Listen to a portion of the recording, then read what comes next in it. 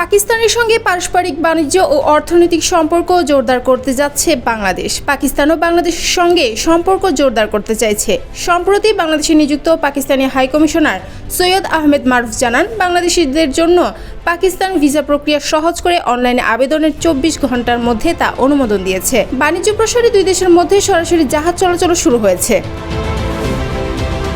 17 মে পাকিস্তানে নিযুক্ত বাংলাদেশের হাইকমিশনার ইকবাল হোসেন খান বলেছেন, বাংলাদেশের অর্থনৈতিক উন্নতির বিষয়টি পাকিস্তান বিবেচনা করছে। 17 মে পাকিস্তানের লাহোর স্থানীয় ব্যবসায়ীদের সঙ্গে মতবিনিময়ের সময় হাইকমিশনার আরও জানান, ইতিমধ্যে ব্যবসায়িক প্রতিনিধিদের ভিসা প্রদান শুরু হয়েছে এবং 2025 সালের ডিসেম্বরে একটি অনলাইন ভিসা সেবা চালু করারও পরিকল্পনা রয়েছে, যা পুরো প্রক্রিয়াকে আরও সহজ ও দ্রুততর করবে।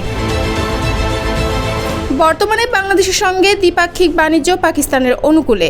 দেশ জুড়ে তোলপাড় ওয়ালটন ফ্রিজ কিনে আপনিও হয়ে যেতে পারেন মিলেনিয়ার। বাংলাদেশ সেখান থেকে তুলা, সুতা, কাপড় ও প্রয়োজনীয় পণ্য আমদানি করছে। তবে এই আমদানি এখনও বাংলাদেশের অপর দুই শীর্ষ অংশীদার চীন ও ভারতের তুলনায় যথেষ্ট কম। রপ্তানি উন্নয়ন ব্যুরো ইপিবি ও বাংলাদেশ ব্যাংকের তথ্য বলছে, 2023-24 অর্থ বছরে পাকিস্তানে বাংলাদেশ রপ্তানি করেছে 61.98 মিলিয়ন ডলারের পণ্য। একই সময়ে পাকিস্তান থেকে বাংলাদেশ আমদানি করেছে 627.8 মিলিয়ন ডলারের পণ্য। অথচ বাংলাদেশ একই সময়ে চীন থেকে আমদানি করেছিল 16.63 বিলিয়ন ডলারের পণ্য, যা চীনের মোট আমদানির 26.4%। একই বছরে ভারত থেকে আমদানি করা হয় 9 বিলিয়ন ডলারের পণ্য। এটি বাংলাদেশের মোট আমদানির 14.3%। দক্ষিণ এশিয়ার দুই প্রতিবেশীর মধ্যে আনুষ্ঠানিক বাণিজ্য নিষেধাজ্ঞা না থাকলেও দুর্বল বাণিজ্যিক কারণে পাকিস্তান এখনও বাংলাদেশের অন্যতম শীর্ষ বাণিজ্যিক অংশীদার হয়ে ওঠেনি। স্বল্পোন্নত দেশ হিসেবে দক্ষিণ এশীয় মুক্ত বাণিজ্য চুক্তির আওতায় পাকিস্তানের সঙ্গে বাংলাদেশের বাণিজ্য সুবিধা থাকলেও রপ্তানির পরিমাণ কম হওয়ায় বাংলাদেশ লাভবান হতে পারছে না। বিশেষজ্ঞরা বলছেন, বৃহৎ বাণিজ্য অংশীদারের সঙ্গে এ ধরনের চুক্তিকে অগ্রাধিকার দেওয়া যেতে পারে। বাংলাদেশ ও পাকিস্তানের মধ্যে তাই বাণিজ্য বাড়লে দক্ষিণ এশিয়া আন্তঃআঞ্চলিক বাণিজ্য বাড়াতে অবদান রাখতে পারে।